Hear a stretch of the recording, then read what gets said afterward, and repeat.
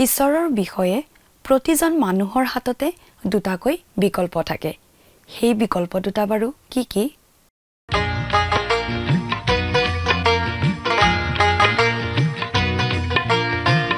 আজিৰে পবিত্ৰ ক্ষণতে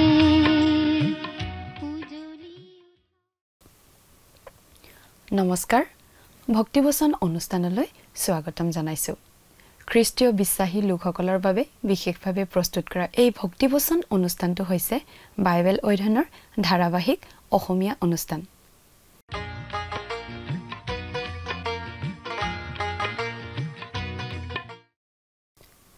প্ৰিয় দৰ্শক আমাৰ আগৰটো অনুষ্ঠান যদি আপুনি চাইছিল তেনেহলে আপোনাৰ নিশ্চয় মনত আছে যে আমি আগৰ অনুষ্ঠানত বাইবেলৰ পুৰণি নিয়ম খণ্ডৰ যিছয়া ভাৱবাদীৰ পুস্তকখনৰ 7 নম্বৰ অধ্যায়ৰ 17 নম্বৰ পদৰ পৰা 25 নম্বৰ পদলৈকে পঢ়ি তাৰ ভিত্তিত আলোচনা আগবঢ়াইছিলো আজিৰ অনুষ্ঠানত যিছয়া পুস্তকৰ 8 নম্বৰ অধ্যায়ৰ 1 নম্বৰ পদৰ পৰা 18 নম্বৰ পদলৈকে পঢ়ি তাৰ ভিত্তিত আলোচনা আগবঢ়োৱা হ'ব 7 পৰা 12 নম্বৰ অধ্যায় পৰ্যন্ত আমি পাওঁ যিছয়া ভাৱবাদীয়ে আহছ ৰজাৰ ৰাজত্বকালত দিয়া ভাৱবাণীবোৰৰ এটা শৃংখলা কিছুমানে 7 নম্বৰ অধ্যায়ত থকা কুমাৰীৰ পুত্ৰক 8 নম্বৰ অধ্যায়ত পোৱা ভাৱবাদীৰ পুত্ৰৰ সৈতে একে বুলি ক'বলৈ চেষ্টা কৰি আহিছে যদিও নামবোৰে সেই সম্ভাৱনাক বাধা দিয়ে আৰু 9 নম্বৰ অধ্যায় পোৱা অতিৰিক্ত তথ্যই সেই দুয়োজন একে নহয় বুলিহে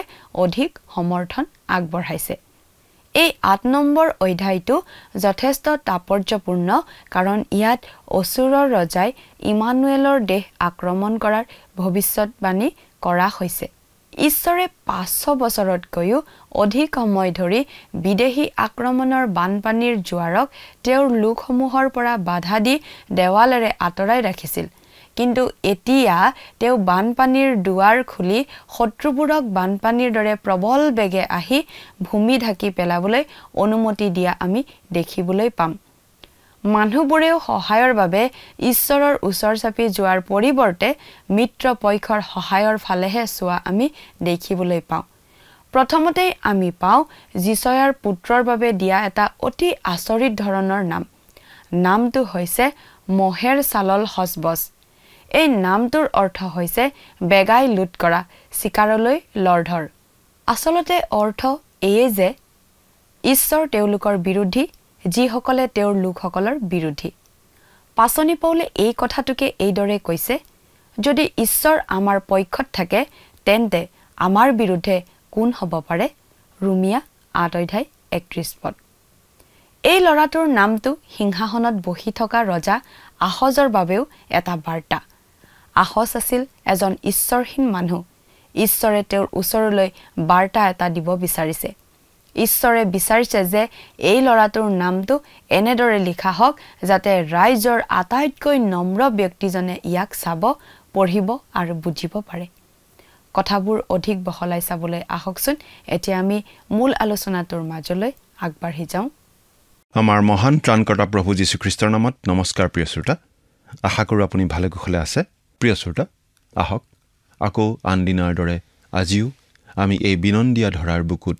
নিজ নিজ ঘৰত থাকিয়েই ঈশ্বৰে তেওঁৰ প্ৰেৰিত ভাৱবাদীৰ দ্বাৰা কোৱা ভৱিষ্যতবাণীবিলাকৰ বিষয়ে আলোচনা কৰোঁ হওক অৱশ্যে ইয়াত যিবোৰ ভৱিষ্যতবাণীৰ বিষয়ে আমি পাম তাৰ বেছিভাগেই ইতিমধ্যে সিদ্ধ হৈ গৈছে আৰু কিছুমান সিদ্ধ হ'বলৈ এতিয়াও বাকী আছে এইখিনিতে আপোনাক কৈ থ'ব খুজিছোঁ যে বাইবেলৰ ভৱিষ্যতবাণী কোনো মানুহে নিৰূপণ কৰা বাণী নহয় ই হ'ল সৃষ্টিকৰ্তা ঈশ্বৰে নিৰূপণ কৰা ভৱিষ্যতবাণী এই বাণী সিদ্ধ হ'বই তাত অকণো সন্দেহ নাই কিন্তু ঈশ্বৰৰ নিৰূপিত সময়মতেহে সিদ্ধ হ'ব হৈ যোৱাবিলাক যিদৰে অকণো লৰচৰ নকৰাকৈ সিদ্ধ হৈ গৈছে হ'বলগীয়াবিলাকো ঠিক একেদৰেই সিদ্ধ হ'ব নিৰূপিত সময়ত নিশ্চয়কৈ হ'ব তাত অকণো সন্দেহ নাই প্ৰিয় শ্ৰোতা আপুনি যদি আমাৰ এই অনুষ্ঠানটো শুনি আছে তেনেহ'লে আপোনাৰ নিশ্চয় মনত আছে যে আমি আজি কিছুদিনৰ পৰা বাইবেলৰ পুৰণি নিয়ম খণ্ডৰ যিছয়া ভাৱবাদীৰ পুস্তকখন অধ্যয়ন কৰি আছোঁ নহয় জানো আজিৰ অনুষ্ঠানত আমি এই যিছয়া পুস্তকৰ 8 নম্বৰ অধ্যায়ৰ 1 নম্বৰ পদৰ পৰা 18 নম্বৰ পদলৈকে আলোচনা কৰিম। এই অধ্যায়টোৰ মূল বিষয় হ'ল চিনস্বৰূপে ভাৱবাদীৰ দ্বিতীয় পুত্ৰৰ জন্ম। ইমানুৱেলৰ ভূমিৰ বিৰুদ্ধে অচুৰীয়াহঁতৰ আক্ৰমণ। প্ৰিয় শ্ৰোতা, আমি আগতেই কৈ আহিছোঁ যে যিচয়া পুস্তকৰ 7 পৰা 12 নম্বৰ অধ্যায়লৈ ৰজা আহজৰ ৰাজত্বকালৰ এলানি ভৱিষ্যৎবাণী কোৱা হৈছে। এইলানি ভৱিষ্যৎবাণীৰ ভিতৰত 2টি পুত্ৰৰ কথা উল্লেখ কৰা হৈছে আৰু 2টি পুত্ৰ একেজন বুলি কিছুমানে ক'বলৈ বিচাৰে। অৰ্থাৎ 7 নম্বৰ অধ্যায়ত পাই অহা কুমাৰীৰ পুত্ৰ আৰু 8 নম্বৰ অধ্যায়ৰ ভাৱবাদীৰ পুত্ৰ একেজন যেন লাগিলেও 9 নম্বৰ অধ্যায়ৰ অতিৰিক্ত বৰ্ণনাৰ পৰা আমি বুজিব পাৰোঁ যে দুয়োজন পুত্ৰ একে হ'ব নোৱাৰে, কাৰণ ভাৱবাদীৰ পুত্ৰ হ'ল এটি চিন। এই বিষয়ে আজি আমি জানিব পাৰিম। এই অধ্যায়টি এই কাৰণেও গুৰুত্বপূৰ্ণ যে ইমানুৱেলৰ ভূমি যে অচুৰীয়াৰ ৰজাই আক্ৰমণ কৰিব সেই বিষয়ে ইয়াত ভৱিষ্যৎবাণী কৰি থোৱা হৈছিল। ঈশ্বৰৰ নিজৰ লোকৰ দেশ ইমানুৱেলক বাহিৰা শত্ৰুৰ আক্ৰমণৰ বিৰুদ্ধে 500 বছৰ ধৰি দেৱাল দি ৰক্ষা কৰি আছিল। কিন্তু তাৰ পাছত ঈশ্বৰে তাৰ দেৱালৰ দুৱাৰ খুলি দিয়ে আৰু বাহিৰা শত্ৰু আহি বানপানীৰ দৰে তেওঁলোকক বুৰাই পেলাবলৈ অনুমতি দিয়ে, কাৰণ তেওঁলোকে ঈশ্বৰৰ ওপৰত নিৰ্ভৰ কৰাৰ পৰিৱৰ্তে নিজৰ সংযুক্ত শক্তিৰ ওপৰত নিৰ্ভৰ কৰিবলৈ ধৰিছিল। লগতে যিসকল লোকে ঈশ্বৰৰ দয়া আৰু অনুগ্ৰহৰ ওপৰত নিৰ্ভৰ নকৰি ধাৰ্মিকতা লাভ কৰিবলৈ নিজৰ ভাল আৰু আধ্যাত্মিক কামৰ ওপৰত নিৰ্ভৰ কৰিছে, তেওঁলোক ভৱিষ্যতে যে অতি বিপদজনক আৰু অন্ধকাৰ অৱস্থাত সোমাই পৰাৰ সম্ভাৱনা আছে সেই কথাও ঈশ্বৰে জানিবলৈ দিছে। প্ৰথমতে আমি চিনস্বৰূপে ভাৱবাদীৰ দ্বিতীয় পুত্ৰৰ জন্মৰ বিষয়ে আলোচনা কৰোঁ হওক, আৰু সেই বিষয়ে 8 নম্বৰ অধ্যায়ৰ প্ৰথম পদটি পাঠ কৰিছোঁ, শুনিবচোন। পাছে জিহুৱাই মোক ক'লে, তুমি এখন ডাঙৰ ফলি লৈ চলিত আখৰেৰে মহেৰ চালল হচ বচ বেগাই লুট কৰ চিকাৰলৈ লৰ ধৰ বুলি লিখা। প্ৰিয় শ্ৰোতা, এই নামটো শুনিলেই কিবা আচহুৱা যেন লাগে, নহয় জানো? আপোনাৰ ল'ৰাৰ বাবে আপুনি এই নাম নিশ্চয় ভাল নাপাব। কিন্তু যিচয়াই তেওঁৰ পুত্ৰক এই নামটোকে দিছিল, কাৰণ বিশেষ উদ্দেশ্যৰ বাবে ঈশ্বৰে এই নামটো নিৰ্দেশ দিছিল। সেই উদ্দেশ্যটো এই অধ্যায়ৰ 18 নম্বৰ পদত আমি এইদৰে পাওঁ। চোৱা, মই আৰু মোক দিয়া মোৰ সন্তানবিলাক ইছৰাইলৰ মাজত চিয়ন পৰ্বত নিবাসী বাহিনীবিলাকৰ ঈশ্বৰৰ নিৰূপিত চিন আৰু অদ্ভুত লক্ষণস্বৰূপ। মহেৰ চালল হচ বচ নামৰ অৰ্থ হ'ল বেগাই লুট কৰ চিকাৰলৈ লৰ মাৰ। ইয়াৰ দ্বাৰা কোৱা হৈছে যে যিসকল লোক ঈশ্বৰৰ মনোনীত লোকৰ বিৰোধী, ঈশ্বৰো তেওঁলোকৰ বিৰোধী। ৰোমিয়া 8 নম্বৰ অধ্যায়ৰ 31 নম্বৰ পদত পাচনি পৌলেও এইদৰে কৈছে, যদি ঈশ্বৰ আমাৰ সপক্ষ হয় তেন্তে আমাৰ বিপক্ষ কোন হ'ব পাৰে?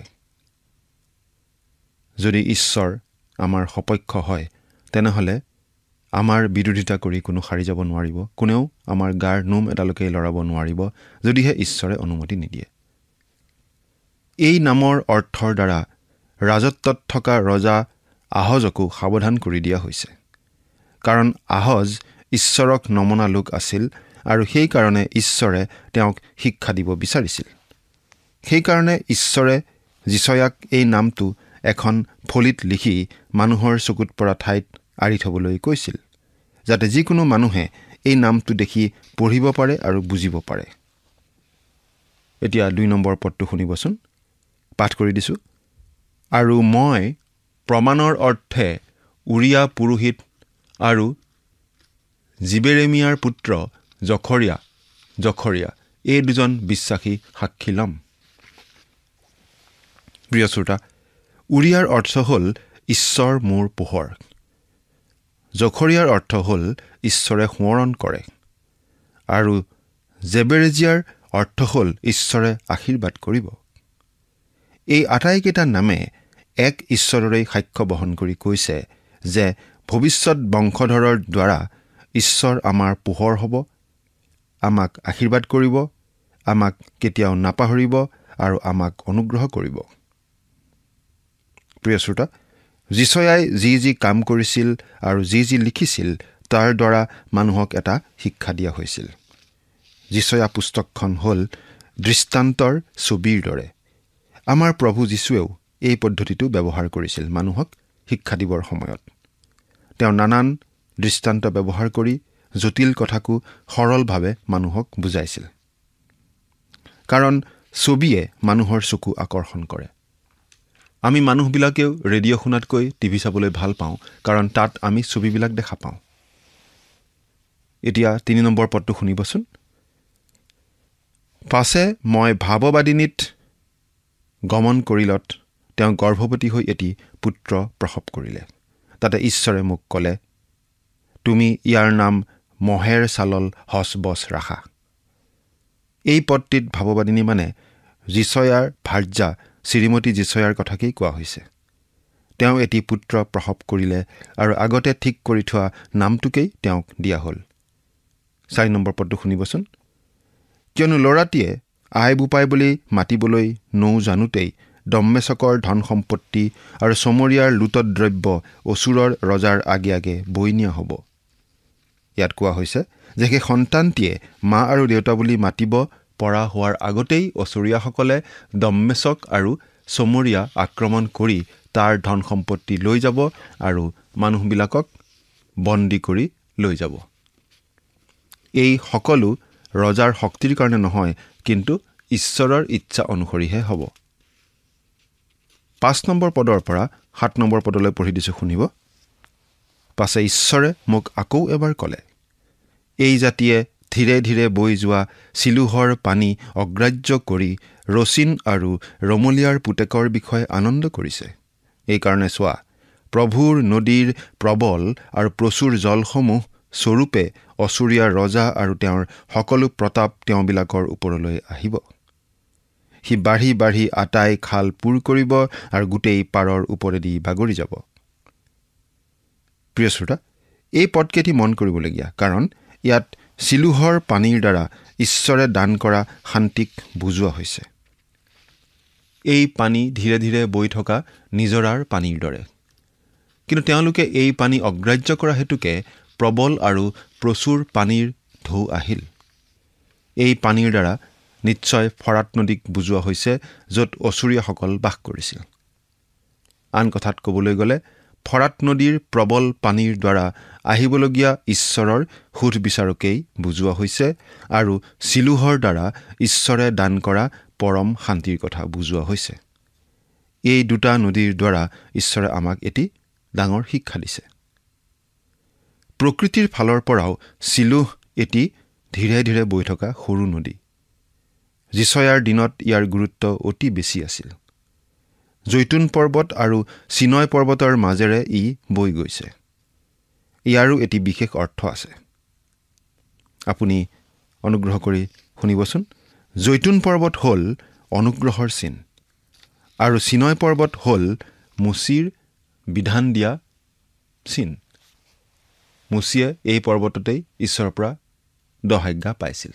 আকৌ মৰিয়া পৰ্বত হ'ল য'ত অব্ৰাহামে নিজ পুত্ৰ ইছাকক উৎসৰ্গা কৰিবলৈ লৈছিল আৰু দাউদে আৰোনৰ পৰা মৰণা মৰা খলাটো কিনি লৈছিল আৰু সেই খলাটোতেই চলোমনে পবিত্ৰ মন্দিৰ নিৰ্মাণ কৰিছিল।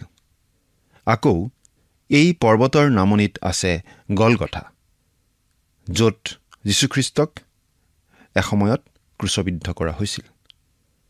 যীশুখ্ৰীষ্টৰ ক্ৰুচীয় মৃত্যুৰ দ্বাৰা ঈশ্বৰে জগতক অনুগ্ৰহ দেখুৱাইছিল, কাৰণ যীশুখ্ৰীষ্টই সকলো মানুহৰ পাপৰ শাস্তি নিজৰ গাত লৈ সকলো মানুহৰ হৈ সেই পাপৰ শাস্তি বহন কৰিছিল, যাতে তেওঁত বিশ্বাস কৰি মানুহে পাপৰ প্ৰায়চিত্ত লাভ কৰি পৰিত্ৰাণ পাব পাৰে। এয়া ঈশ্বৰৰ এটা অনুগ্ৰহৰ দান। মৰিয়া পৰ্বতত উৎসৰ্গাৰ বাবে ঈশ্বৰে নিজে এটা মেয়াৰ পোৱালি প্ৰস্তুত কৰিছিল আৰু সেই মেয়াৰ পোৱালিটো ইছাকৰ সলনি বলি দিয়া হৈছিল আৰু সেই মেয়াৰ পোৱালিয়ে আচলতে প্ৰভু যীশুৰ কথাকেই বুজাইছিল মানুহৰ পৰিত্ৰাণৰ কাৰণে মানুহৰ হৈ যে ঈশ্বৰে এটা মেয়াৰ পোৱালি যোগাব সেই কথাটো ঈশ্বৰে তেতিয়াই বুজাই দিছিল ঈশ্বৰে অব্ৰাহামৰ পুত্ৰক ৰক্ষা কৰিছিল কিন্তু অব্ৰাহামৰ পুত্ৰক ৰক্ষা কৰিবলৈ নিজৰ পুত্ৰকেই বলি দিছিল এৰা মানুহৰ প্ৰতি ঈশ্বৰৰ কেনে প্ৰেম কেনে অনুগ্ৰহ সেই কথা আমি আচলতে বাৰে বাৰে চিন্তা কৰি চোৱা উচিত আৰু ঈশ্বৰক ধন্যবাদ দিয়া উচিত আৰু সেই প্ৰেম অনুগ্ৰহৰ যি বৰ প্ৰভু যীশুৰ যোগেৰে আমালৈ আগবঢ়াইছে ধন্যবাদেৰে কৃতজ্ঞতাৰে সেই বৰ আমি গ্ৰহণ কৰা উচিত যি কি নহওক নদী আৰু পৰ্বতৰ দৃষ্টান্তৰে যিচয়াৰ দ্বাৰা ঈশ্বৰে অনুগ্ৰহৰ কথা আহজক কৈছিল আৰু তেওঁ সেই কথা শুনা হ'লে ৰক্ষা পালেহেঁতেন ঠিক একেদৰে প্ৰভু যীশুখ্ৰীষ্টৰ যোগেদি ঈশ্বৰে আমালৈ অনুগ্ৰহ আগবঢ়াইছে আমি যদি এই অনুগ্ৰহ গ্ৰহণ কৰোঁ তেন্তে ৰক্ষা পাম নহ'লে ৰক্ষা পোৱাৰ আন কোনো উপায় নাই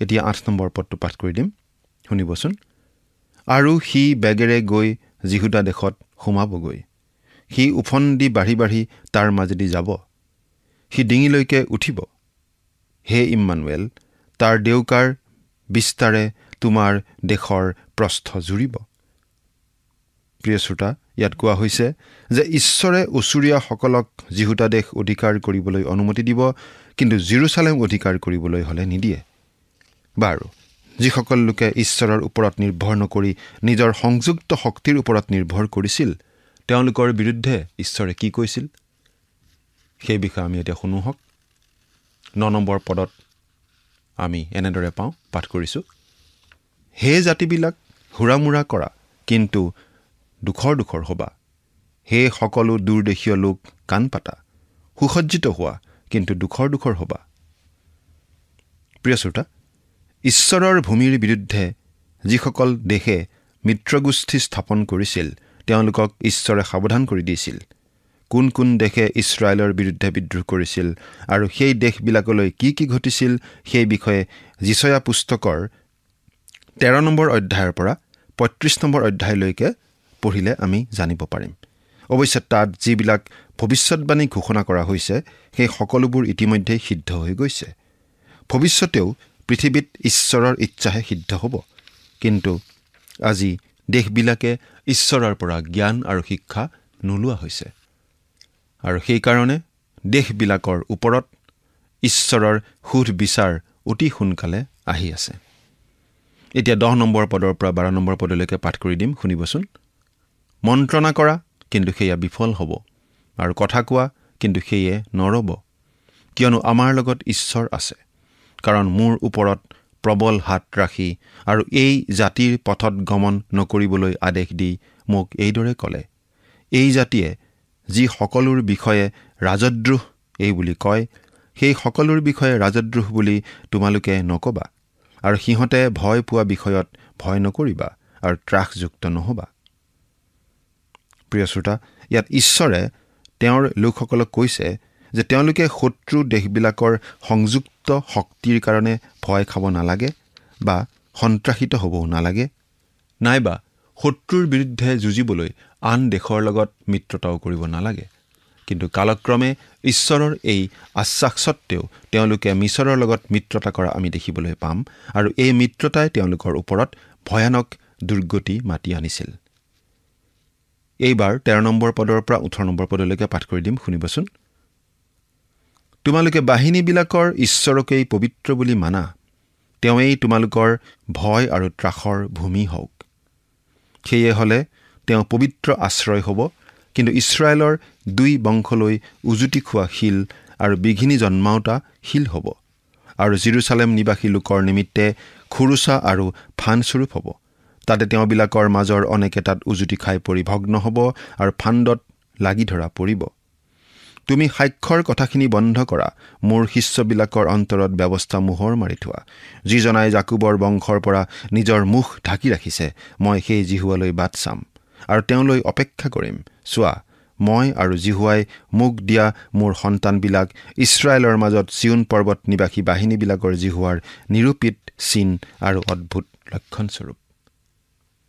প্ৰিয় শ্ৰোতা, ঈশ্বৰে ইছৰাইলক আগতে সাৱধান কৰি দিছিল যে তেওঁলোকে নিজৰ শক্তিৰ ওপৰত নিৰ্ভৰ নকৰি বা কাৰো লগত মিত্ৰতা নকৰি কেৱল ঈশ্বৰৰ ওপৰত নিৰ্ভৰ কৰিব লাগে আৰু কালৈকো ভয় নকৰি কেৱল ঈশ্বৰকেই ভয় কৰিব লাগে। যদি তেনে কৰে তেন্তে ঈশ্বৰে তেওঁলোকক ৰক্ষা কৰিব আৰু যদি নকৰে তেন্তে বিঘিনি ঘটাব। এজন অতি সাহসী লোক আছিল। সাহসৰ বাবে তেওঁ বিখ্যাত আছিল আৰু সেই সাহসৰ উৎস কি বুলি তেওঁক যেতিয়া মানুহে প্ৰশ্ন কৰিছিল তেতিয়া তেওঁ এনেদৰে উত্তৰ দিছিল যে ঈশ্বৰলৈ থকা ভয়েই তেওঁৰ সাহসৰ উৎস। তেওঁ ঈশ্বৰলৈ বৰ ভয় কৰিছিল আৰু সেইকাৰণে আন একোকে তেওঁ ভয় নকৰিছিল। 1 কৰিন্থিয়া 1 অধ্যায়ৰ 23 পদত পাচনি পৌলে এইদৰে কৈছে, কিন্তু আমি হলে ক্ৰুচত দিয়া সেই খ্ৰীষ্টকহে ঘোষণা কৰোঁ। তেওঁ যিহুদীবিলাকলৈ বিঘিনি, পৰজাতিবিলাকলৈ মূৰ্খতা। প্ৰভু যীশুৱেও কৈছে যে তেওঁৱেই হ'ল পৰিত্ৰাণৰ শিলা। তেওঁৰ ওপৰত নিৰ্ভৰ কৰাজনে পৰিত্ৰাণ পাব, নহ'লে সেই শিলা তেওঁৰ ওপৰত পৰিব আৰু তেওঁক ধূলিৰ দৰে উৰুৱাই পেলাব। তাৰ মানে এইটো কোৱা হৈছে যে আপুনি যদি প্ৰভু যীশুক পৰিত্ৰাতা প্ৰভু হিচাপে গ্ৰহণ কৰে তেন্তে ৰক্ষা পাব, নহ'লে ধ্বংস হ'ব। এতিয়া চাওঁহক যে তোমালোকে বাহিনীবিলাকৰ ঈশ্বৰকেই পবিত্ৰ বুলি মানা, ইয়াৰ দ্বাৰা কি কোৱা হৈছে? ইয়াৰ অৰ্থটো 1 পিতৰ 3 অধ্যায় 15 পদত দিয়া হৈছে যে তোমালোকে খ্ৰীষ্টক প্ৰভু বুলি তোমালোকৰ হৃদয়ত পবিত্ৰ বুলি মানিবা, যিকোনোৱে তোমালোকৰ অন্তৰত থকা আশাৰ বিষয়ে বিচাৰ লয়, তেওঁক তোমালোকে নিজৰ পক্ষে উত্তৰ দিবলৈ সষ্টম হ'বা, কিন্তু নম্ৰতাৰে আৰু ভয়েৰে উত্তৰ দিবা। প্ৰিয় শ্ৰোতা, আজি ঈশ্বৰৰ লোকসকলে এইদৰে কৰা উচিত। আমাৰ যি বিশ্বাস প্ৰভু যীশুৰ ওপৰত, সেই বিশ্বাস প্ৰভু যীশুৱে যে আমাৰ হৈ ক্ৰুচত হত হ'ল, আমাৰ পাবলগীয়া শাস্তি নিজৰ গাত লৈ নিজে সেই শাস্তি বৰণ কৰি আমাৰ যে পাপৰ প্ৰায়চিত্ত কৰিলে, তেওঁত বিশ্বাস কৰাৰ ফলত আমি যে সেই পাপৰ ক্ষমা লাভ কৰিছোঁ আৰু সেই ক্ষমা লাভ কৰা কাৰণেই আমি যে ঈশ্বৰৰ দৃষ্টিত সম্পূৰ্ণ ধাৰ্মিক ৰূপে গণ্য হৈছোঁ আৰু প্ৰভু যীশুত বিশ্বাস কৰা বাবেই আমি যে নিশ্চিতভাৱে ক'ব পৰা হৈছোঁ যে আমি অনন্ত জীৱন লাভ কৰিছোঁ, ইত্যাদি ইত্যাদি কথাবোৰ, আমাৰ খ্ৰীষ্টীয় বিশ্বাসৰ যি কথাবোৰ, সেই কথাবোৰ আমাক যদি কোনোবাই সোধে, আমি বাৰু স্পষ্টভাৱে, নম্ৰভাৱে, সহজ সৰলভাৱে সেই কথাখিনি বুজাই দিব পাৰোঁনে? প্ৰিয় শ্ৰোতা, আজি ঈশ্বৰৰ লোকসকলে কিন্তু এনেদৰেই কৰা উচিত। কিন্তু আজি মানুহে ঈশ্বৰক সহজভাৱে ল'বলৈ ধৰিছে আৰু ভয় ভক্তিও ঈশ্বৰৰ প্ৰতি মানুহৰ কমি গৈছে। আনকি ঈশ্বৰৰ বাক্যৰ প্ৰতিও মানুহবোৰে আজিকালি বিশেষ গুৰুত্ব নিদিয়া হৈছে। আনকি কিছুমান মানুহে কেতিয়াবা ঈশ্বৰক লৈ ইটিকিং কৰাও আমি দেখিবলৈ পাওঁ। কিন্তু এনে কাৰ্য ঈশ্বৰে সহজভাৱে কেতিয়াও নলয়। ইয়াৰ পৰিণাম অতি ভয়াৱহ। কিন্তু তাকে নকৰি ঈশ্বৰক যদি আমাৰ হৃদয়ত পবিত্ৰ বুলি মানো আৰু ঈশ্বৰলৈ ভয় ভক্তি ৰাখোঁ, তেন্তে ঈশ্বৰে আমাক নিশ্চয় আশীৰ্বাদ কৰিব। আজি যিসকল ঈশ্বৰক নজনা লোক আছে, তেওঁলোকে যদি প্ৰকৃততে ঈশ্বৰক জানিলেহেঁতেন, তেন্তে দেওবাৰে তেওঁলোকে ঘূৰা ফুৰা কৰি বা ঘৰুৱা কামত ব্যস্ত থাকি ঈশ্বৰক ভজনা কৰিবলৈ পাহৰি নাথাকিলহেঁতেন। খ্ৰীষ্টীয় বিশ্বাসী লোকসকলৰ দৰে তেওঁলোকো নিশ্চয় ঈশ্বৰৰ উপাসনা কৰিবলৈ উপাসনা স্থানলৈ গ'লহেঁতেন। ঈশ্বৰৰ মহানতাৰ বিষয়ে তেওঁলোকক জনাই দিয়াটো আজি আমাৰ কৰ্তব্য। যদিহে আমি তেনেকুৱা কৰ্তব্য কৰা নাই, তেনেহ'লে হেলা কৰি থকা উচিত নহয়। এই কাৰ্য কৰিবলৈ ঈশ্বৰে আমাৰ প্ৰত্যেককে শক্তি দিয়ক। প্ৰিয় শ্ৰোতা, প্ৰভু যীশুৰ বাক্য সহজ সৰলভাৱে বুজাই দিয়াৰ দায়িত্ব প্ৰভু যীশুৱে আমাৰ ওপৰতে অৰ্পণ কৰিছে। যদি কোনোবাই প্ৰভু যীশুৰ শুভবাৰ্তা শুনা নাই তেনেহ'লে তাৰ বাবে আমি এই দোষী, কিয়নো আমি সেই দায়িত্ব পালন কৰাত ব্যৰ্থ হৈছোঁ বা অৱহেলা কৰিছোঁ।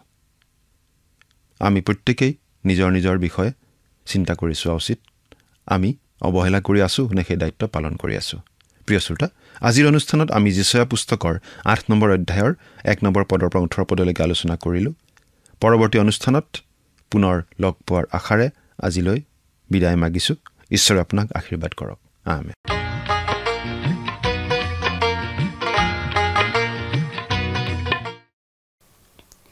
মানুহবোৰলৈ বাৰ্তাটো এই আছিল যে স্বৰ্গত থকা ঈশ্বৰক ভয় কৰি সহায় বিচাৰি তেওঁৰ ফালে চাব লাগে।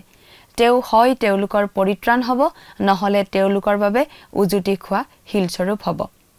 এজন ঈশ্বৰ বিশ্বাসী লোকক এবাৰ সোধা হৈছিল তেওঁ কিয় ইমান সাহসী মানুহ।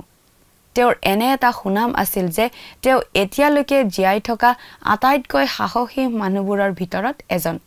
তেওঁ কৈছিল, মই শিকিছোঁ যে যেতিয়া আপুনি ঈশ্বৰক ভয় কৰে তেতিয়া আপোনাৰ ভয় কৰিবলৈ কোনো মানুহ নাথাকে। প্ৰভু যীশুৱেও কৈছিল যে তেওঁ এটা শিল হয়, আমি সেই শিলটোৰ ওপৰত পৰিম আৰু পৰিত্ৰাণৰ বাবে তেওঁত ভৰসা কৰিম, নহ'লে তেওঁ অৰ্থাৎ শিলটো আমাৰ ওপৰত পৰিব, আমাৰ বিচাৰ কৰিব। আমাৰ হাতত দুটা বিকল্প আছে, হয় তেওঁক গ্ৰহণ কৰিব পাৰে, নহয় তেওঁক প্ৰত্যাখ্যান কৰিব পাৰে। আজিলৈ আমাৰ অনুষ্ঠানটো ইমানতে সামৰণি মাৰিব খুজিছোঁ। পৰৱৰ্তী অনুষ্ঠানত আপোনালোকক পুনৰ লগ পোৱাৰ আশা ৰাখিলোঁ। সামৰণি মৰাৰ আগতে আহকচোন আমি খন্তেক প্ৰাৰ্থনাত মূৰ্ণত কৰোঁ হওক। স্বৰ্গত থকা অতি মৰমীয়াল দয়ালু পিতৃ ঈশ্বৰ, প্ৰভু তোমাক ধন্যবাদ জনাইছোঁ। তোমাৰ পবিত্ৰ বাক্য অধ্যয়নৰ তুমি যি সুন্দৰ সময়, সুন্দৰ সুযোগ তুমি আমাক প্ৰত্যেককে দান কৰিলা তাৰ বাবে বিশেষকৈ পিতৃয়ে মই প্ৰাৰ্থনা কৰিছোঁ তোমাৰ চৰণত যি বাক্যসমূহ আমি অধ্যয়ন কৰিলোঁ। আৰু প্ৰভু সঁচাকৈ তুমি অহা দিনলৈ যাতে আমি সকলোৱে অধিক আগ্ৰহেৰে যাতে বাট চাই থাকিব পাৰিম আৰু নিজকে সমৰ্পিত হৈ প্ৰভু জীৱন যাপন যাতে কৰিবলৈ পাৰিম আৰু তোমাত বিশ্বাস ভৰসা ৰাখি চলিবলৈ পাৰিম, তেনে আশীৰ্বাদ প্ৰভু তুমি আমাক প্ৰত্যেককে দান কৰিবা। আৰু প্ৰভু যিমানসকল দৰ্শকসকল আছে তেওঁলোকৰ পৰিয়াল, তেওঁলোকৰ প্ৰয়োজনসমূহ সকলো প্ৰভু তুমি পূৰণ কৰিবা। এই সকলো যাচনা মহান ত্ৰাণকৰ্তা প্ৰভু যীশুখ্ৰীষ্টৰ নামত অৰ্পণ কৰিলোঁ। আমেন।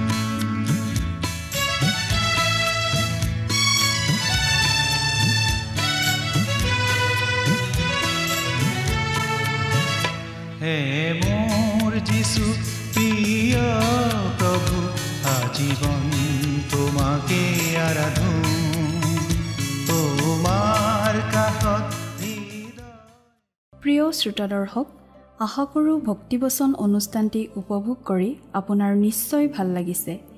এই বিষয়ে আপোনাৰ মতামত জানিব পাৰিলে আমি নথৈ আনন্দিত হ'ম।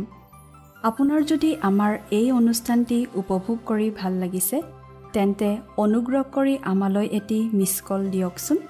আপোনাৰ এটা মিছ কল আমাৰ বাবে অতি মূল্যৱান। প্ৰতিটো মিছ কল দিয়া সকলৰ মাজৰ পৰা এজন বিশেষ দৰ্শকক বাছি লৈ সপ্তাহৰ শেষত পুৰস্কৃতও কৰা হ'ব। মিছ কল দিয়া নম্বৰটো হৈছে 0444908125। আপোনাৰ যদি কিবা প্ৰাৰ্থনাৰ বিষয় থাকে বা অধিক জানিবলৈ ইচ্ছা কৰে তেন্তে টেলিফোনৰ মাধ্যমেৰেও আমাক যোগাযোগ কৰিব পাৰে। আমাৰ টেলিফোন নম্বৰটো হৈছে 7429840242। আপুনি আমালৈ ইমেইল অথবা পত্ৰযোগেও যোগাযোগ কৰিব পাৰে। তাৰ বাবে আমাৰ ইমেইল ID আৰু পোষ্টেল এড্ৰেছটো টিভি পৰ্দাত চাই লওকচোন। পুনৰ লগ পোৱাৰ আশাৰে আজিলৈ ইমানতে সামৰিছোঁ। ঈশ্বৰে আপোনাক আশীৰ্বাদ কৰক। ধন্যবাদ।